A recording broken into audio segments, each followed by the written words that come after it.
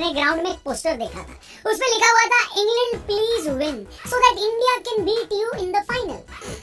मतलब अपने देसी लोगों का मानना पड़ेगा, ना मैच इंडिया का ना ग्रुप इंडिया का, लेकिन भाई ने फिर भी एक पोस्टर से इंग्लैंड वालों की सुलगा दी। खैर उस भाई की तरह ऑस्ट्रेलिया बिल्कुल भी नहीं चाहती कि इंग्लैंड जीते, क्योंकि इंग्लैंड की जीत ऑस्ट्रेलिया के टाइटल डिफेंड करने की उम्मीदों पर पानी फेर देती, जबकि न्यूजीलैंड की जीत उनको सेमीफाइनल में पहुंचा सकती थी।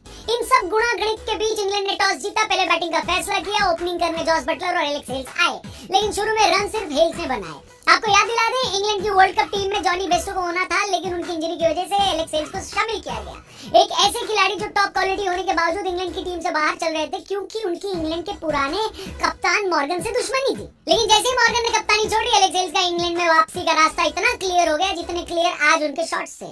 पावर प्ले में ज्यादातर रन उन्होंने ही बनाए और बटलर हल्के में रहे।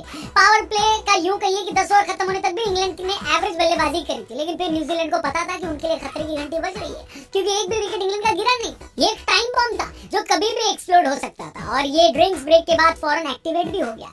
एलेक्स हेल्स ने 40 में 52 बनाए और उनके आउट होने के बाद उनके पार्टनर जॉस बटलर ने मोर्चा संभाला, और फिर बटलर मारते हैं तो भैया बॉल के साथ बॉलर की भी ऐसी तैसी कर देते हैं। फिर शुरू हुआ तुड़ाई का लाइव प्रदर्शन। शॉट्स ऐसे लगे जैसे गेंद को थप्पड़ मारा जा रहा हो। छक्के इतनी दूर गिरे कि ऑडियंस को भी बॉल लाने के लिए मेहनत करनी पड़ी। बटलर ने 47 में 73 बनाकर इस टूर्नामेंट के कैप्टन कर्स को पीछे छोड़ा।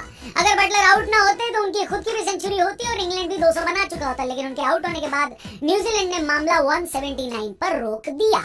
अब देखो, बार बार अपनी पीठ थपथपाना अच्छा तो नहीं लगता। अभी तक हमने देखा है कि बड़े टारगेट चेस करना इतना सिंपल नहीं है। फिर भी जिस फॉर्म में न्यूजीलैंड थी, हमें लगा कि इनके लिए तो मुश्किल होना भी नहीं चाहिए, लेकिन न्यूजीलैंड ने अपने दोनों ओपनर पावर प्ले के अंदर खो दिए। इसके बाद न्यूजीलैंड को रीबिल्ड करना था, लेकिन उनके कप्तान ने रीबिल्ड करने के नाम पर 40 गेंदें खा ली, रन बनाए सिर्फ 40। बस केन विलियमसन की यही इनिंग शायद न्यूजीलैंड को भारी पड़ गई, क्योंकि पिछले मैच के हीरो ग्लेन फिलिप्स ने कोशिश बहुत की, 36 में 62 की शानदार पारी खेली, रिक्वायर्ड रन रेट बढ़ रहा था और सामने कोई साथ देने के लिए था नहीं। नतीजा ये हुआ कि 18वें ओवर में उनके विकेट के बाद न्यूजीलैंड की विनिंग प्रोबेबिलिटी 10% से भी कम हो गई थी। क्रिस वोक्स और सैम करन के डेथ ओवर में बेहतरीन गेंदबाजी की वजह से इंग्लैंड ने टारगेट डिफेंड कर लिया, 20 रन से मैच जीता और ग्रुप 1 को और भी इंटरेस्टिंग बना दिया। ऐसी इंटरेस्टिंग वीडियोस हम आपके लिए